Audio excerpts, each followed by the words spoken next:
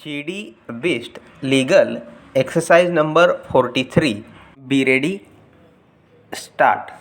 Pursuant to the aforesaid order, the respondent has filed an additional counter affidavit in which he has emphasized the desirability of remanding the matter back to the disciplinary authority for redetermination of the matter. He has emphasized that failure to supply the inquiry report to the delinquent deprives him of making a proper representation to the disciplinary authority before that authority arrives at its own findings with regard to the guilt or otherwise of an employee. This admittedly not having been done clearly, the respondent was prejudiced in submitting his defense.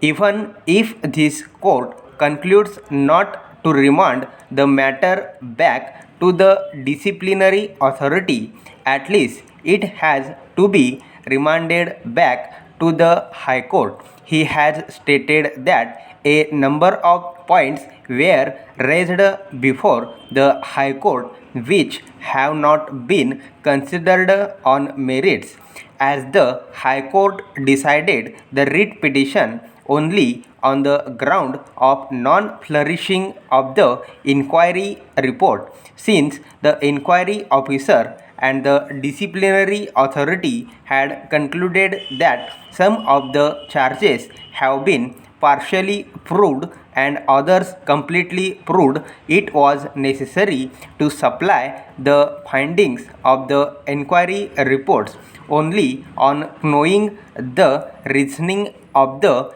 inquiry officer. Could the respondent give an effective explanation? It is further pointed out that with regard to the charges relating to Maharashtra, the entire amount has been recovered. This fact is noticed by the disciplinary authority, but quite illegally it still proceeded to impose punishment on the ground of proved misconduct, since the disciplinary authority arrived at the decision on the basis of charges which were partially completely proved. It was not possible to defend during personal hearings. According to the respondent, this was stated by him at the personal hearing, but it was ignored.